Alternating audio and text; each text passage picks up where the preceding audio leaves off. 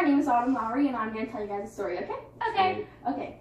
I am a firm believer in history. I believe that men and women in lifetimes before me lived lives that are worth remembering. These are not just people in a history book that I need to know about so I can pass the test or get a good grade in a class. These are people that have changed the world that we live in today.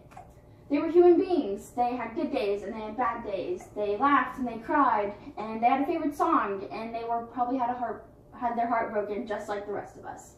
And I have never met them, but they have made a huge impact on my life. This past week, I had the pleasure of traveling to Dallas, Texas, where I got to meet Patricia Hall. Patricia was 11 years old in 1963 when John F. Kennedy was assassinated.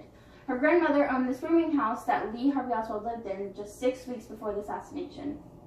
When we pulled up to this house, it was a little sketch. There was rope blocking off where things needed to be repaired. There were no trespassing signs. And it did not look like your typical museum. It looked like an authentic, untouched piece of history.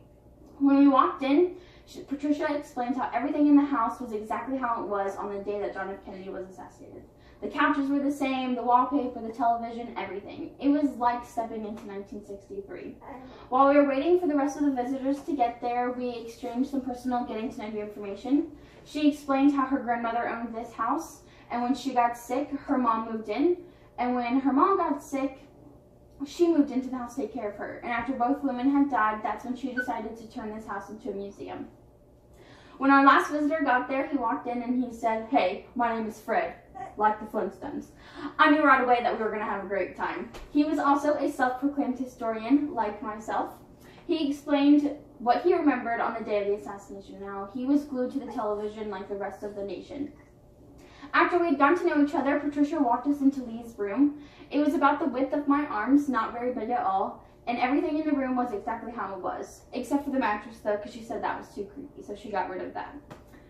She told us a little bit about Lee's character and about how he was this soft-spoken, quiet man that loved children, which was a huge surprise to me because anytime I had studied Lee Harvey Oswald, I'd always imagined him to be this angry, short-tempered man.